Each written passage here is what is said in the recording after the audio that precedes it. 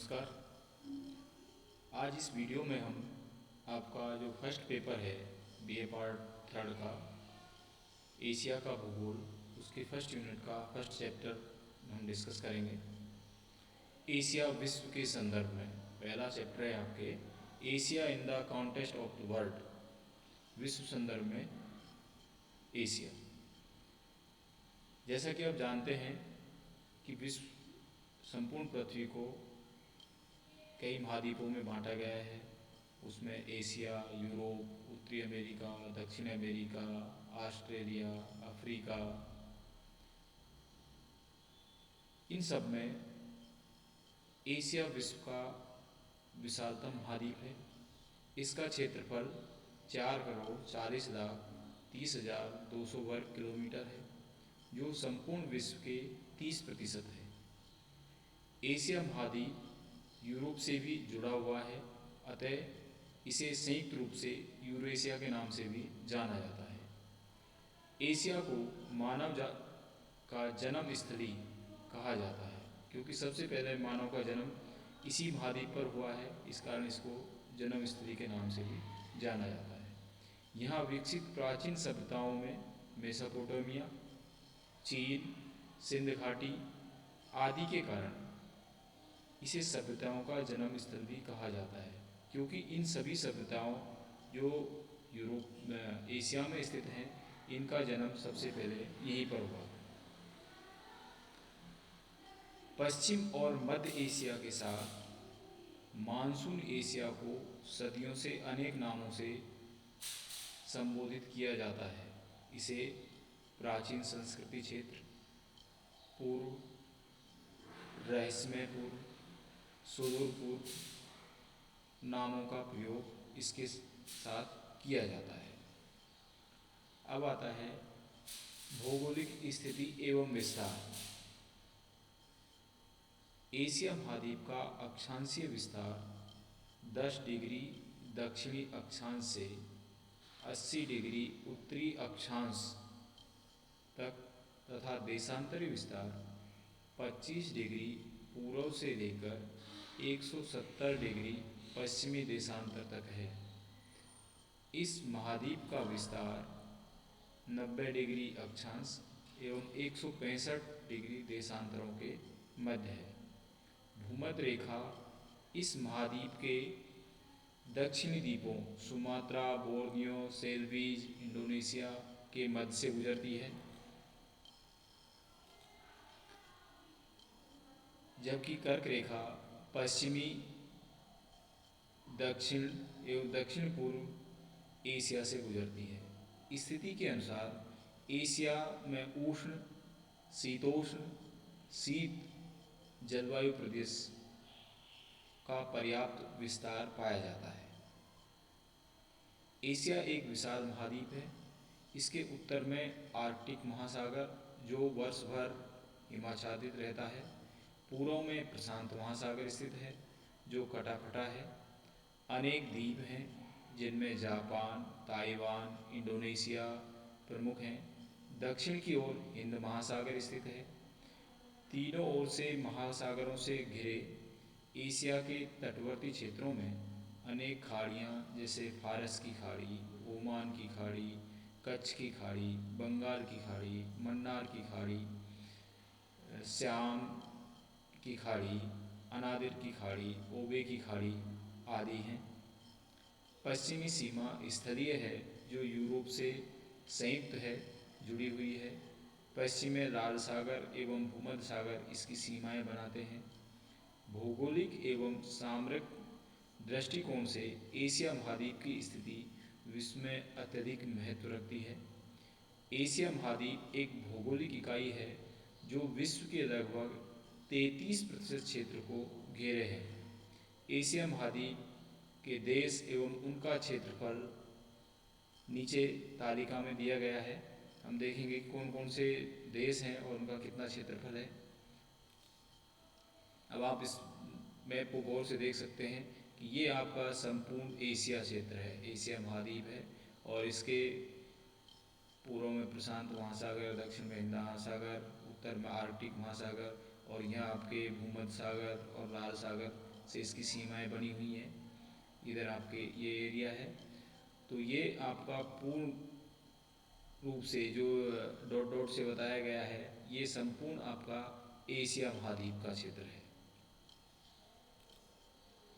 अब एशिया के देश, उनका क्षेत्रफल, इसमें Turkey, Syria, Lebanon, Cyprus, Israel, Jordan, Saudi Arab, Iraq, Iran, Kuwait, United Arab Emirates, Yemen, Oman, Georgia, Armenia, Azerbaijan, Turkmenistan, Uzbekistan, Tajikistan, Kyrgyzstan, Kazakhstan, Mongolia, Afghanistan, Pakistan, Bharat, Bangladesh, Sri Lanka, Nepal, Burma, Thailand, Malaysia, Laos, Vietnam, Cambodia, Indonesia, Philippines, चीन, उत्तरी Korea, दक्षिण Korea, Taiwan, Japan, Singapore, Maldives, Bhutan और Hong Kong, ये 45 देश इस Asia महाद्वीप के अंतर्गत स्थित हैं।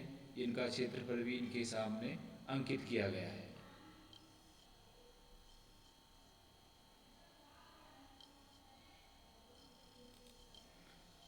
आगे आता है इसकी भौगोलिक विशेषताएं।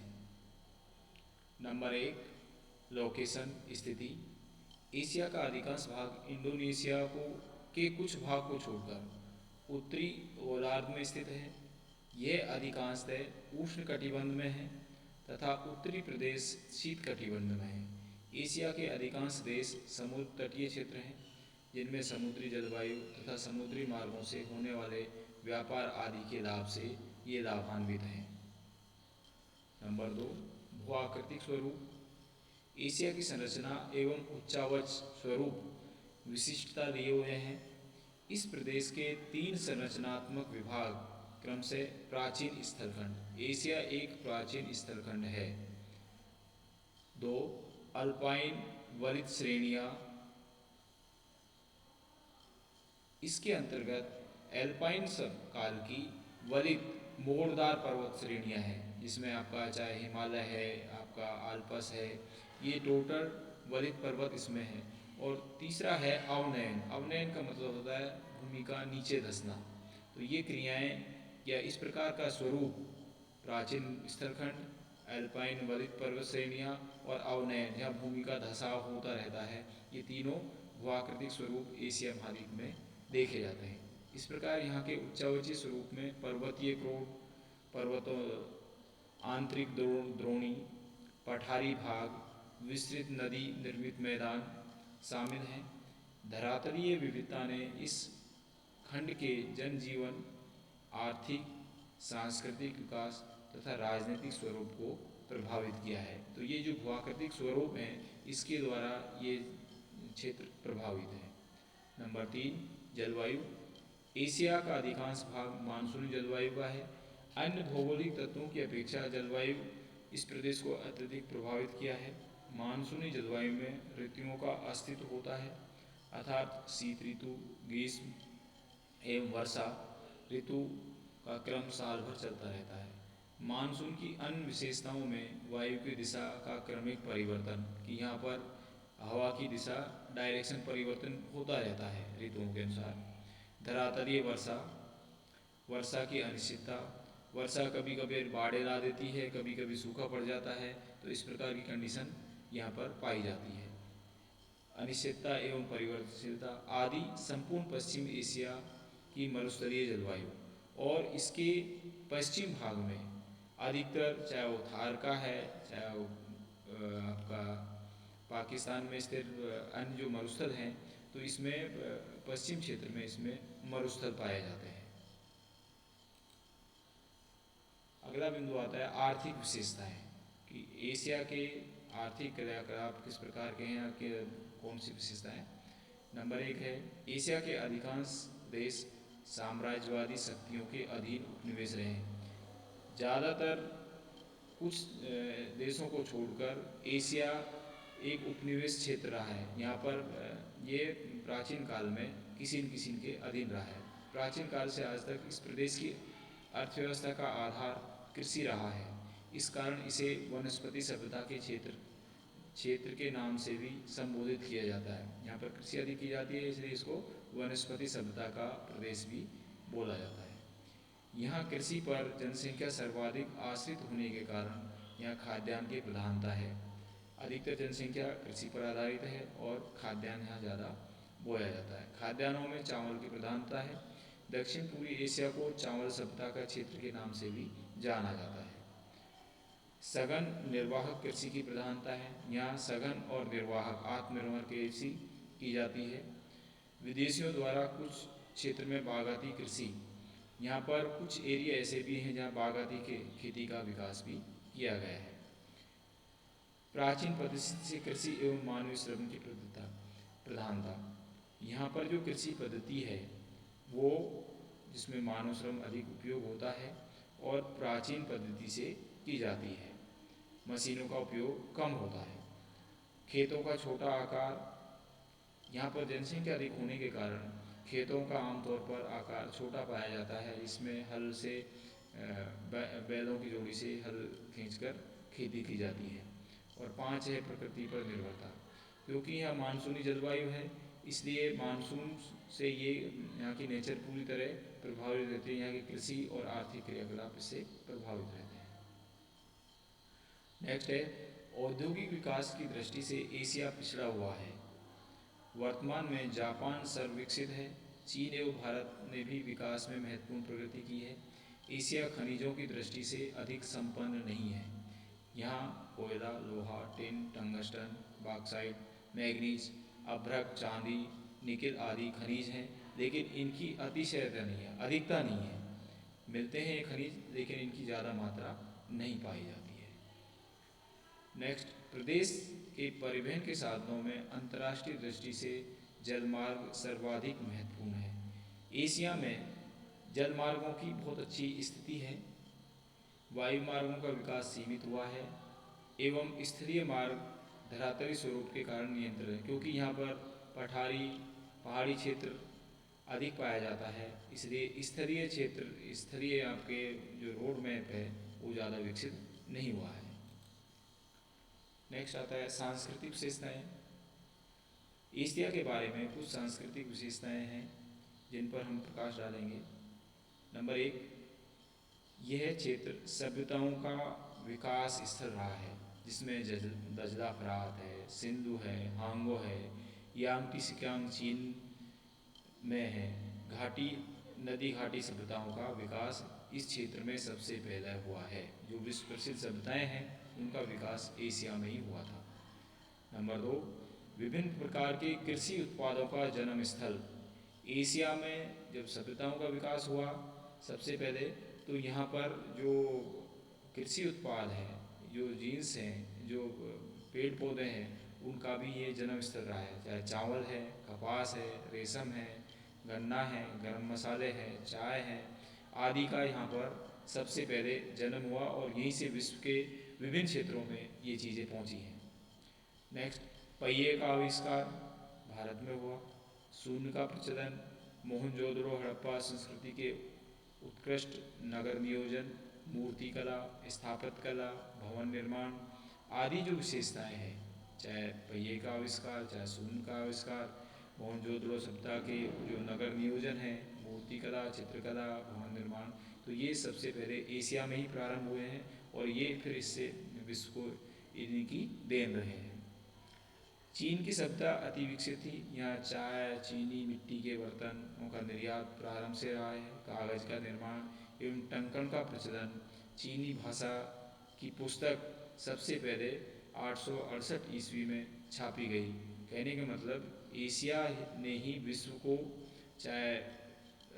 चाय है, मिट्टी के बर्तन हैं, कागज का निर्माण है, टंकण का है, ये सब, और सबसे पहले पुस्तकों का छापना, ये विश्व को एशिया के माध्यम से ही प्राप्त हुए हैं, एशिया से ही मिले हैं।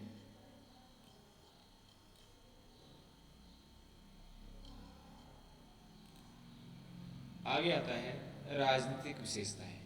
एशिया की कुछ राजनीतिक विशेषताएं भी रही हैं। नंबर 1 है औपनिवेशिकता। औपनिवेशिकता, गुलाम या ये किसी न किसी के उपनिवेश रहे हैं, पराधीन रहे हैं। यहाँ चीन, जापान, थाईलैंड, भूटान को यदि छोड़ दिया जाए तो विश्व के एशिया के सभी देश जो 45 देश हैं, इसमें से आपने 4-5 को छोड़ दीजिए, किसी न किसी देश के पराधीन एवं उपनिवेश रहे हैं। 2, राष्ट्रीयता एवं उदीयमान राष्ट्र। 1947 में भारत स्वतंत्र हुआ, 48 में बर्मा स्वतंत्र हुआ, 1950 में इंडोनेशिया, 54 में वियतनाम और 1957 में मलाया एवं सिंगापुर स्वतंत्र राष्ट्र बने। इसके बाद धीरे धीरे सभी राष्ट्र स्वतंत्र होकर अपना ये स्वतंत्र राष्ट्र के रूप में उभरे हैं। 3, वर्तमान विश्व राजनीति में एशिया की भूमिका। क्षेत्र की सामरिक स्थिति है, शक्ति रिक्तता है, विश्व की आधी से अधिक जनसंख्या का निवास। इस क्षेत्र में चीन और भारत जो सबसे ज़्यादा पॉपुलेटेड एरिया हैं, विश्व में प्रथम चीन, दूसरा भारत है। तो इस क्षेत्र में सबसे, और जहाँ पर ज़्यादा पॉपुलेशन है तो उनके चाहे अधिकार हैं, कर्तव्य, तो उनसे इनका प्रभाव पूरे विश्व पर जाता है। नेक्स्ट है कच्चे माल का स्रोत होना। इस क्षेत्र में क्योंकि खेती प्रधान प्रदेश है, चाहे चीन है, भारत है, तो यहाँ पर जो रॉ मटेरियल है, चाहे वो कपास है, खाद्यान्न है, तो वो सबसे ज़्यादा प्राप्त होता है। तो इसलिए ये क्षेत्र कच्चे माल का स्रोत भी है। साम्यवादी एवं साम्राज्य विस्तार की संभावना है। चीन में साम्यवादी सरकार है और ये किसी न किसी प्रकार से साम्राज्यवाद की नीति, विस्तार की नीति को अपनाए हुए हैं। तो कुछ देश ऐसे हैं जो विस्तारवादी नीति का फॉलो कर रहे हैं। तो ये चीज़ भी इस क्षेत्र में, एशिया महाद्वीप में देखने को मिलती है। नेक्स्ट है विकासशील देश की विदेशों पर निर्भरता। क्योंकि यहाँ पर अधिकतर, चाहे वो भारत है, पाकिस्तान है, बांग्लादेश है, विकासशील देश हैं और ये अभी विकसित नहीं होने के कारण कई मायनों में, कई चीज़ों के लिए अन्य जो विकसित देश हैं, चाहे अमेरिका है, जापान है, इन पर इनकी निर्भरता बनी रहती है।